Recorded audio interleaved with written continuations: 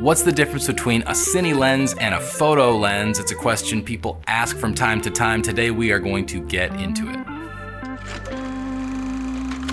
So what makes a cine lens different than a still lens?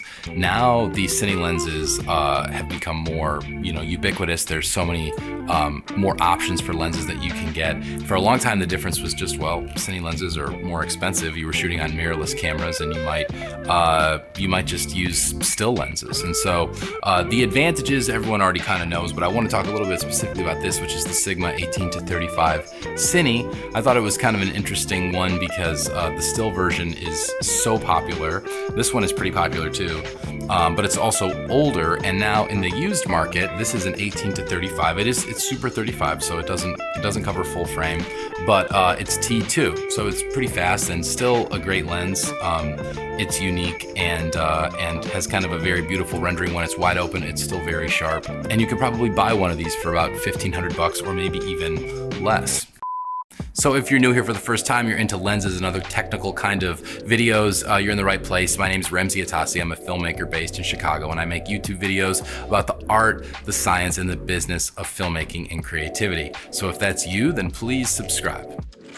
I bought this lens probably 8 or 9 years ago. I was using the Red Dragon X a lot, and I had an EF mount, but I just wanted that one lens that was like the go-to for everything. And because it was Super 35, you do want something that can go a little bit wider. So I had the still version, as many people do, because I think the still version was like only $500 or $600 at the time that it came out. The issue that I had with the still version was that the electronics were not interfacing properly with the Red, but the lens was so valuable. I loved using it, and I found it so useful that I felt like, I'm just gonna go buy the Cine version of this because that will alleviate the issue. And even though it was really expensive, it was $4,000 when I bought it new, and that's kind of the sad reality of some of these things, is now it's depreciated so much that you can have an opportunity to get this for definitely like less than $1,500 in good shape.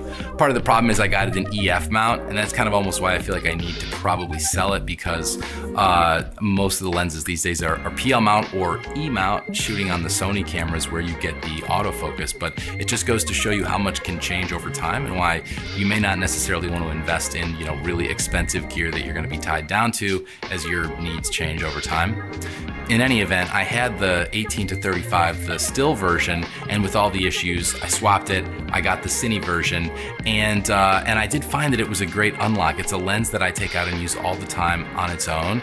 And what I like about it versus the still version are some of those more like Cine features. It's much easier to use with a follow focus if you have a dedicated AC, but it's not so long that you can't kind of do it yourself, which I appreciate. The zoom range, while small, is really useful. On the wide side, like being able to get wide like that is great, and 35 is sometimes as tight as I go for certain projects where I'm shooting close-ups and stuff like that, just being able to get close. The lens can focus really, really, really close.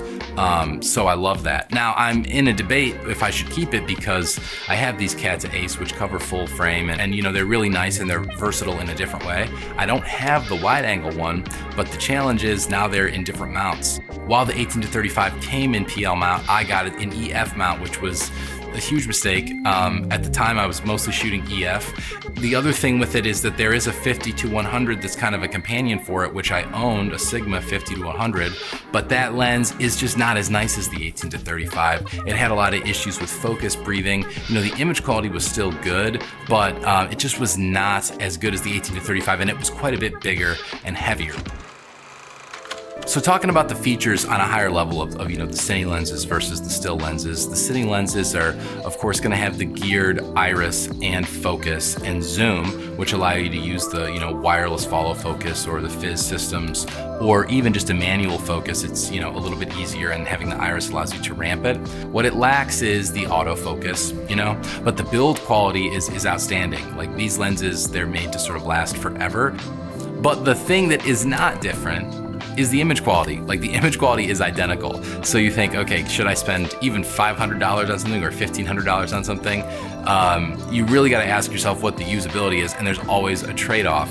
The Sony lenses, or even old vintage lenses, are so low profile and easy to use and quick to work with but they still get outstanding results. So do you need these heavier lenses that are more expensive? You gotta have lens support, and they're not really delivering a different image. I think that's the question.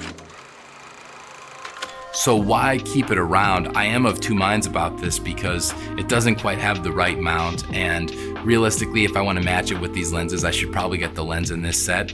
But you know, they're not as fast. There's something about this Sigma 18 to 35 that is just unique. There's not a lot of other lenses like it, and it is clean and it works great on commercials. I mean, I've shot whole commercials with just this lens, a lot of them, because you know, you can get the establishing shot, you can get the detail shots, you move around quickly, and it's easy to use.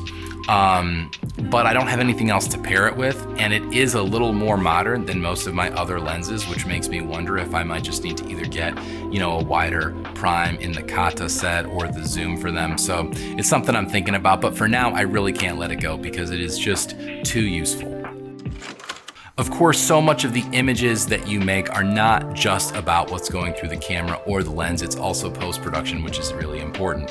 So I do have a set of 10 looks that I put together for free. You can download them, linked in the description. If you want the power grades or some of the overlays, you can purchase those, but they're 10 looks you can download for free, and I'll also sign you up for my weekly newsletter, The Film Life.